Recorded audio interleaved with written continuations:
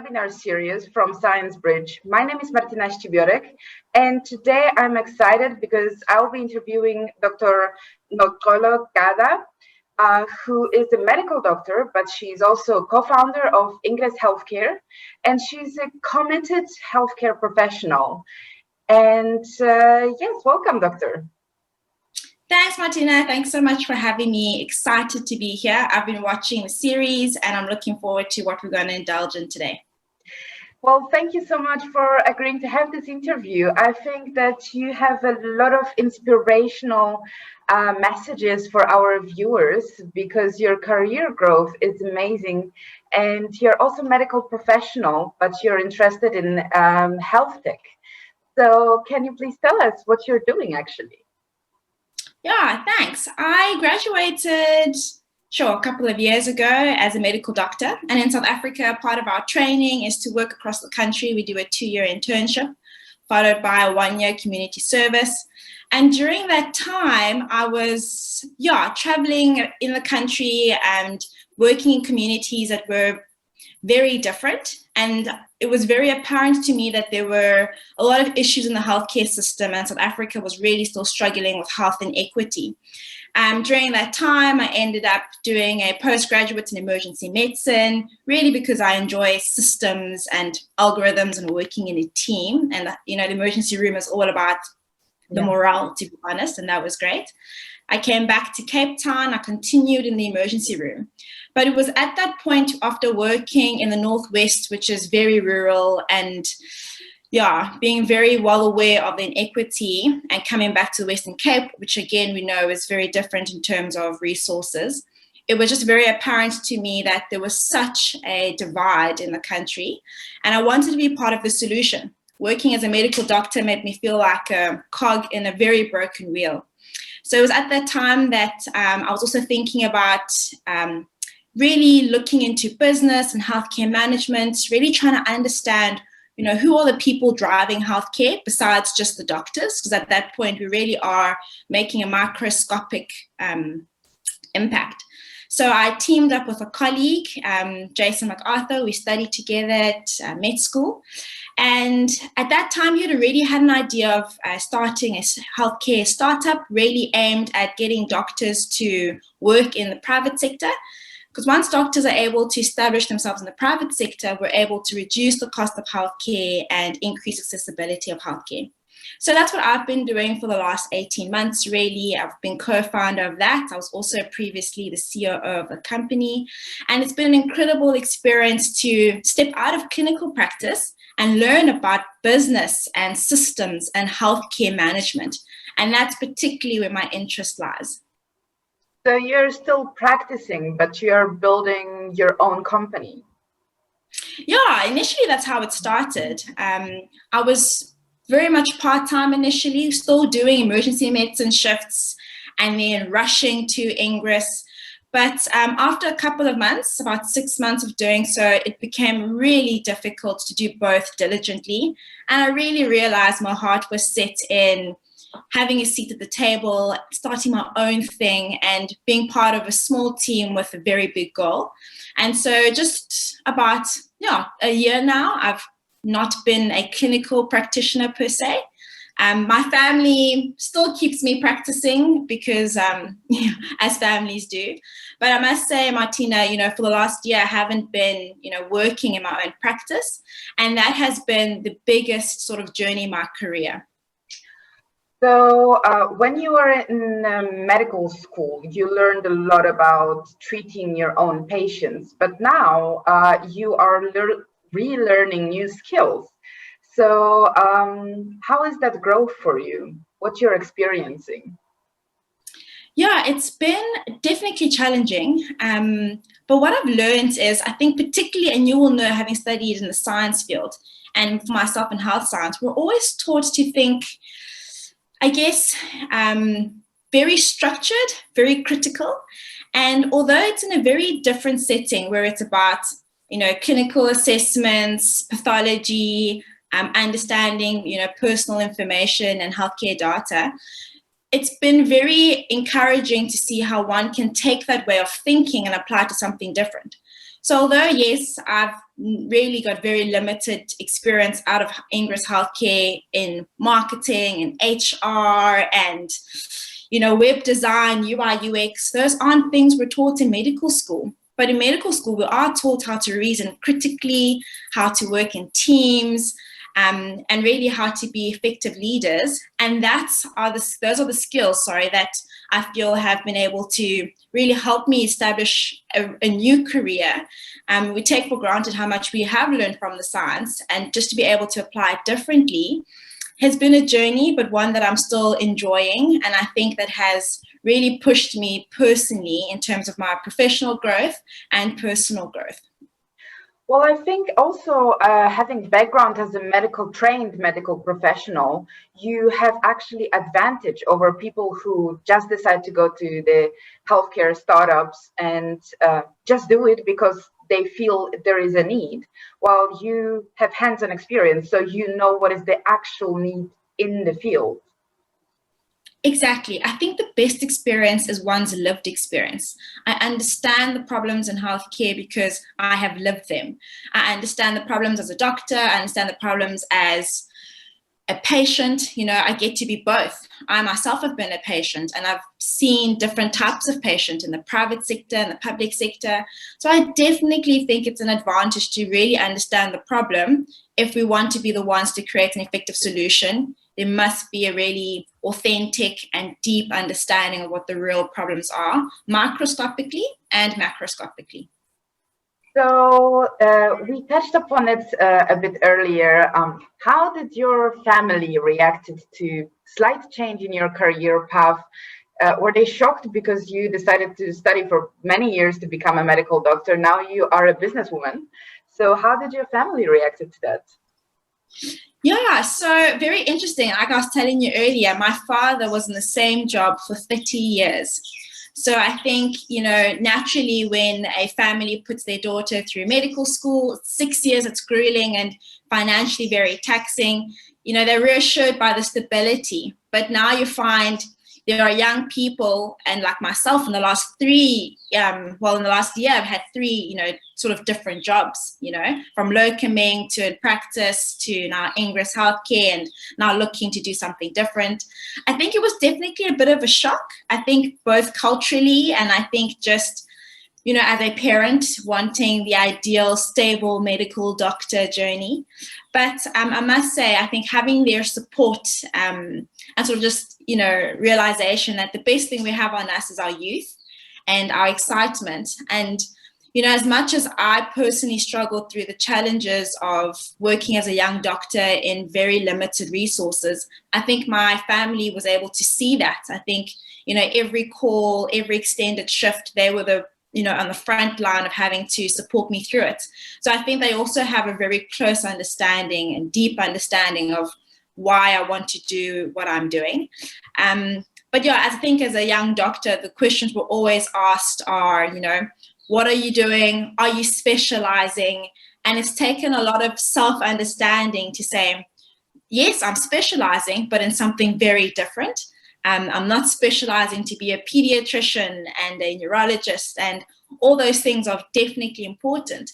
But I think there is room for us to specialize outside of the clinical things.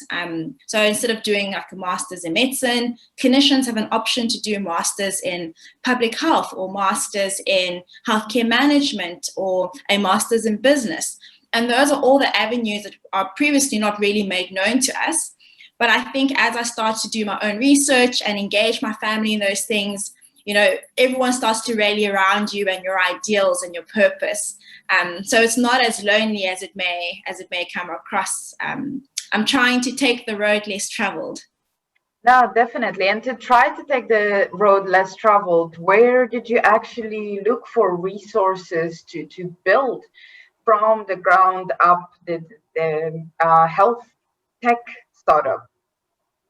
Yeah, it's honestly been a little bit of being at the right place at the right time, in all honesty. when I was looking to step out of the clinical practice and really figure out where to now, it was about engaging with people who are already in the industry. And at that stage, I also met up with my colleague, Jason MacArthur, who started Ingress with me. And from then on, it's to just tap into each other's resources. He had previous experience in sort of business, so that was great. And we were very lucky that at Ingress we had shareholders that believed in us and were able to share their network. I also took part in the accelerator with YPO, and you're given mentors after the program. And again, another sense of community within the tech space and the healthcare space. And you find people are really willing to uplift and support. And I think mentorship has been a crucial part of this journey. So basically, it's not that you're left alone. If you decide to take that road less traveled, you actually have people who've been there and you can approach them. They want to help you. That's what you're saying. Yeah, definitely. Look, it takes work. You have to put in the work to find people who are willing to talk to you. But people are willing to talk to you. It's about just having the confidence and the time to send out those emails, pick up the phone, do your research, and put in the hours. Yes, but I guess be humble as well, because it's their own free time often that they spend on it. Right. So what were the resources that you learned at the university? What kind of resources you could find at the university to help you with this type of career change or finding your career path? So, the resources that I found to be quite helpful were faculty resources that were not in my faculty, to be honest. So it's about chatting to people in the faculty. So for example, I was close with my former clinical manager and a dermatologist, prof, and really just chatting to them because there are leaders in their fields and trying to understand, who do you know who's a leader in the field that I want to be in? Because, every sort of career, every network is a very small network, to be honest. So it's really about tapping to the people whom I had a personal connection with, engaging with them, and then also leveraging the fact that although I studied at medical campus, I also had access to Faculty of Commerce, and I also had access to UCT Business School, and it was just about going to those seminars that are now all online, so that's great, going to their Women's Day events, and really just putting yourself out there, trying to absorb as much as possible. There's a lot of free content on the internet. You can pretty much, learn Excel on the internet and learn how to understand financial statements on the internet. And once I'd started doing that groundwork and then going into the office and engaging with, our mentors, I was all the more better for it.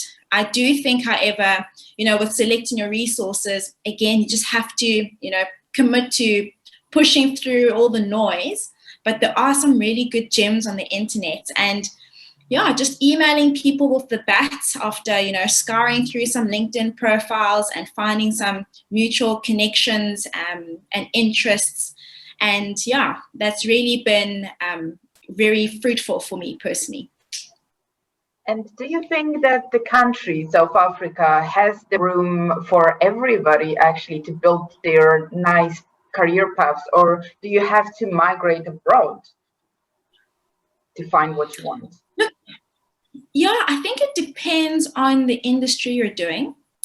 I can only speak for healthcare. And I think within healthcare, there is so much room for doctors as clinicians or as managers, as thought leaders, and as advocates to stay in the country. There is definitely room for people to upskill internationally. I think it's always important to leverage resources, learn from what other people are doing and apply it. But I think there's a lot of, fractures in our healthcare system at home that really need great minds, and there are incredible young, great minds in our country, and really also established, seasoned minds. And I think that there is a lot of room and a lot of space for everyone. I think as soon as we disarm ourselves of the anxiety that we may have and we fill it with hope and purpose, together we have the same common goal and we can achieve it, particularly in a country that has a lot of potential and a lot of resources that just need to be allocated and managed. And I think together, especially as young people, we're able to do something different for our generations and their generations. Absolutely. And like I can speak from the perspective of scientists, I think that South African science is actually on international level. And there is nothing to be, feeling bad about, because South African scientists are publishing in well-known scientific journals. Is that the same for medical practitioners? Definitely. I think, we're known internationally as being one of the best in terms of our clinical skills. Because South Africa, unfortunately, has such a high rate of violence and trauma, in many countries, the equivalent of working in a war zone. So we find very often, they're either looking to, expropriate our doctors really for our skill sets and our understanding of both infectious disease and trauma, or to bring their own students to our country. I find that that's very common, that there are lots of international students in the faculty really to gain that experience. So we are regarded as some of the best, and you find even in terms of our specializing, we've made great strides. You think to your first heart transplant, that was by a South African, so for centuries we've been at the forefront of medicine. I think what has let us down is our inability to manage resources. So we're still finding ourselves with limited resources, particularly in rural areas, and mismanagement of human resource and capital and budgeting. And, those are all fixable things. At the end of the day, our science, our skills, our teaching is great.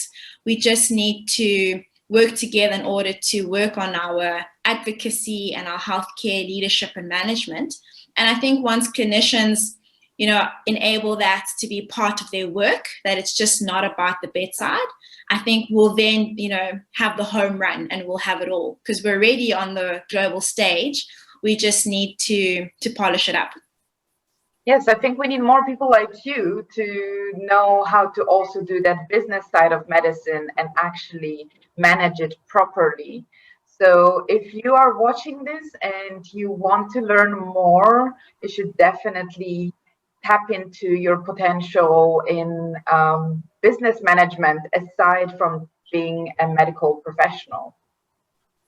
Definitely. And I tell you, it's all a work in progress. There are many before me that have done it, and I'm sure many that will continue to. But my door is always open. And it's time we all lift each other up and manage what that looks like. And I think change management is probably what many young professionals struggle with the most. But my door is always open. Well, thank you so much. Do you have any final advice for anyone who's watching this? Oh, I think just no matter what you do, if you're an engineer or you're a clinician, see the problem you want to solve in the world and how you want to contribute. And that doesn't always mean starting a business. It might just be reframing your mind, your attitude, or applying for that, that job that you think doesn't really match your description.